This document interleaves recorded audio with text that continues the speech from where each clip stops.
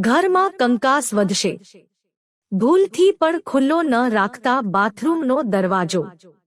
દરેક વ્યક્તિ પોતાના ઘરમાં સુખ અને સમૃદ્ધિ રહે તેવું ઈચ્છતા હોય છે, પરંતુ તે માટે વાસ્તુશાસ્ત્ર અનુસાર કેટલીક ચીજો ધ્યાનમાં રાખવી જરૂરી છે। આપણા ઘરના બાથરૂમ સાથે જોડાયેલા કેટલાક નિયમો છે। ઘરમાં બાથરૂમનો દરવાજો ખુલ્લો રાખવો ના જોઈએ। બાથરૂમનો દરવાજો ખુલ્લો રાખવાથી અસર પડી શકે છે। વાસ્તુશાસ્ત્રમાં ઘરને લગતા ઘણા નિયમો બતાવવામાં આવ્યા છે, જેમાં ઘરમાં બાથરૂમની દિશા યોગ્ય હોવી જોઈએ, નહીં તો વાસ્તુ દોષ નડી શકે છે।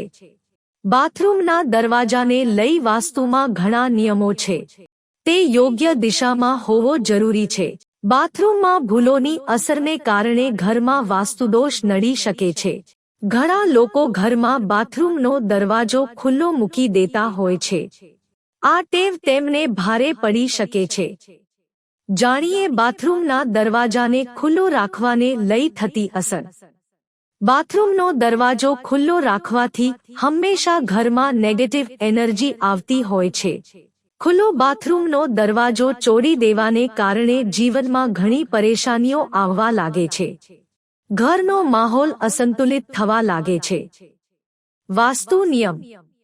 વાસ્તુશાસ્ત્ર અનુસાર બાથરૂમમાં ભેજ રહેતો હોય તો તેને ઝડપથી ઠીક કરવું યોગ્ય છે। આ વાસ્તુ દોષનું કારણ બની શકે છે। બાથરૂમની દિવાલનો રંગ ઘાટો ના હોવો જોઈએ, આછો હોવો જોઈએ।